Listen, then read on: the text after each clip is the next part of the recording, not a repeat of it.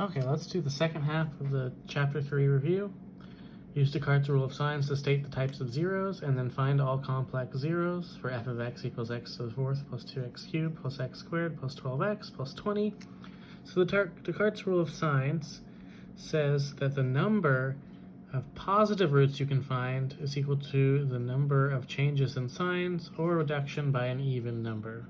2 could be complex. However, notice that there are no changes in sign here. That means there are no possible positive roots. Now for negatives, you have to plug in f of negative x, which changes the sign of all the odd powers, which is just the 2x cubed and the 12x. Notice that this has 1, 2, 3, 4 changes, so it could be 4, 2, or 0.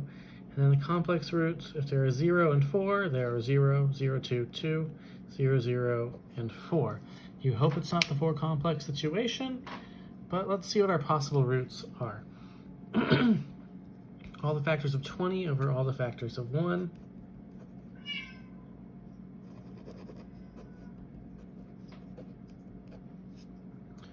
So that would be 1, 2, 4, 5, 10, and 20. Normally it's plus or minus. However, we know there are no positive roots, so it should really only be the negative ones. Now, if it's only the negative ones, we should try some numbers. I'm going to start with negative 2. 1, 2, 1, 12, 20. 1 comes down. 1 times 2, or 1 times negative 2 is negative 2, 0. 0, 1. 1 times negative 2 is negative 2, 10, negative 20, 0. Okay, we're in business. So negative 2 is a root, and it leaves us with a cubic. This is x cubed plus x plus 10. I'm going to go ahead and roll this straight into another synthetic division, because I know I have one more that I'm going to have to find. I know 20's out because it has to be a factor of 10. I'm still testing negative numbers. I would always, well, let's try negative 5, just for fun. 1 comes down, 1 times negative 5 is negative 5. Adds to negative 5. Negative 5 times negative 5 is 25. So you can see that this gets out of control really quickly. So it's not negative 5. So we ruled out 5. Furthermore, negative 5 times 26 is negative 130. Like, why are you doing this? Negative 120. These alternate sign, and this is negative, so that's a lower bound. So that means 5, 10, and 20 are all out. You can always try 2 again if you want. So let's try 2 again with 1, 0, 1, 10. Negative 2, 1 comes down, 1 times negative 2 is negative 2. Negative 2 is 4. Oh, sorry, negative 2. Negative times negative 2 is 4. This adds to 5. Negative 10. Okay, so this worked. So not what happened, negative 2 is a double root, which means we have an x plus 2 squared, or negative 2 multiplicity 2. What's left is x squared minus 2x plus 5. This you can't factor, but you can use the quadratic formula. I'm going to use completing the square because it's going to be fast. This is x squared minus 2x plus 1 plus 4. Move the 4 to the other side because this is x minus 1 squared. Take the square root, so x minus 1 equals, the square root of negative 4 is plus or minus 2i. Move the 1 over.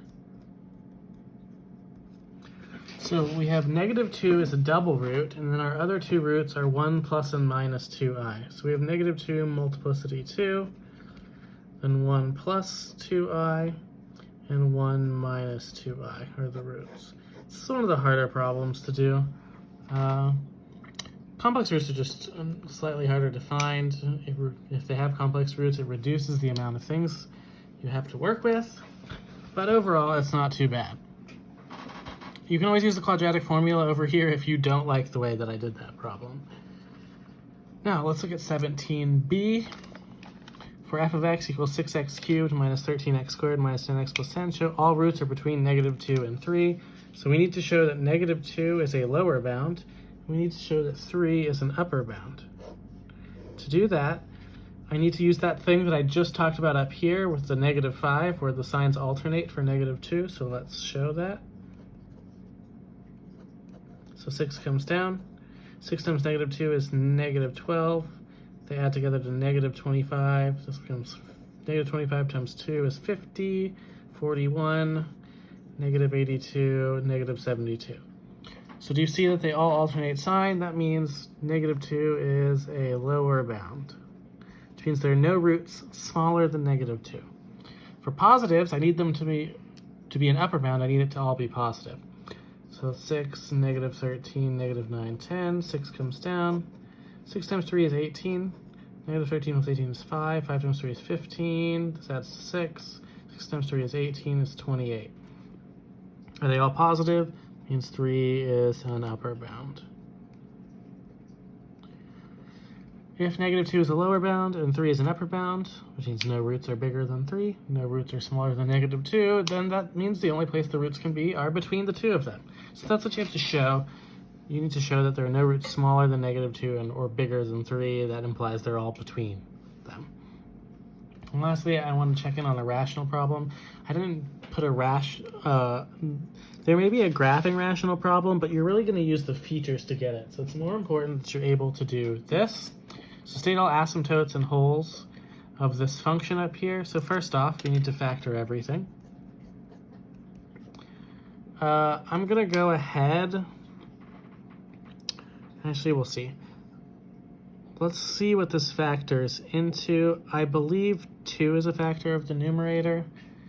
So that means x minus 2 should be a factor. Let's make sure.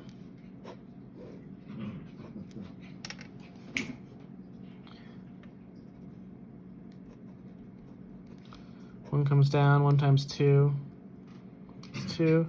This is 5. Okay, so it's not a factor.